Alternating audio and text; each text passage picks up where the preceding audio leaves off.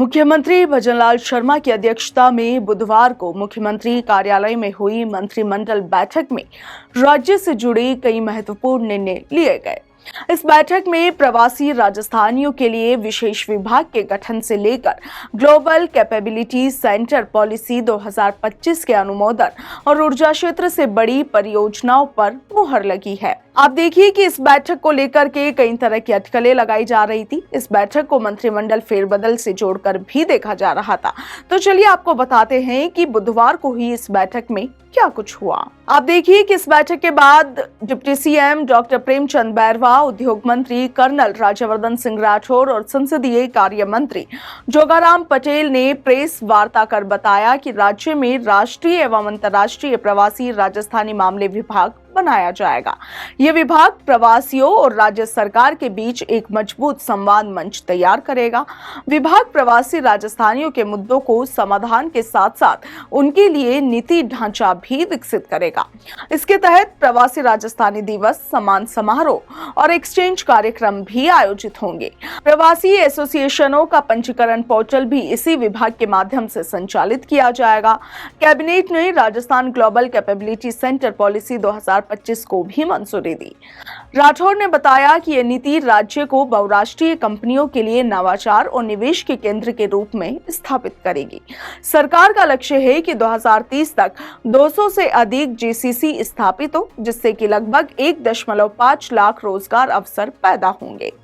इस नीति के तहत जीसीसी को रिप्स 2024 के प्रावधानों का लाभ भी मिलेगा, जिसमें परियोजना लागत का 30%, अधिकतम 10 करोड़, भूमि लागत की प्रतिपूर्ति, 3 वर्षों तक पैरोल सब्सिडी और इसके साथ ही रेंटल असिस्टेंस शामिल है।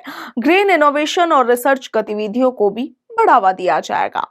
इसके साथ इस बैठक में RVUNL और इसके साथ ही संग्रेनी कॉलियरीज कंपनी लिमिटेड के बीच संयुक्त उपक्रम बनाने की मंजूरी भी दी गई है। इस JV में RVUNL की 26% और NCCL की 74% हिस्सेदारी होगी।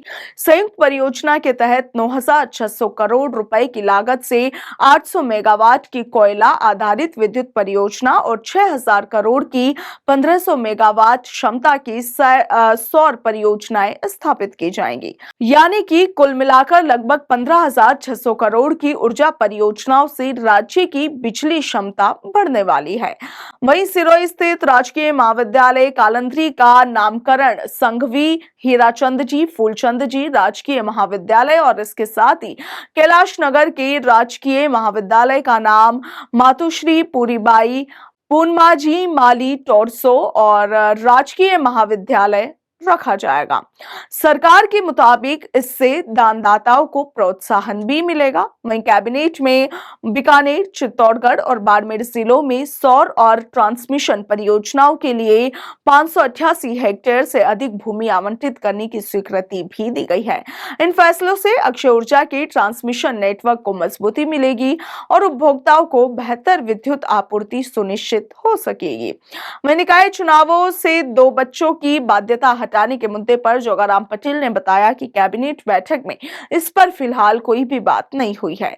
यह विषय भविष्य में देखा जाएगा।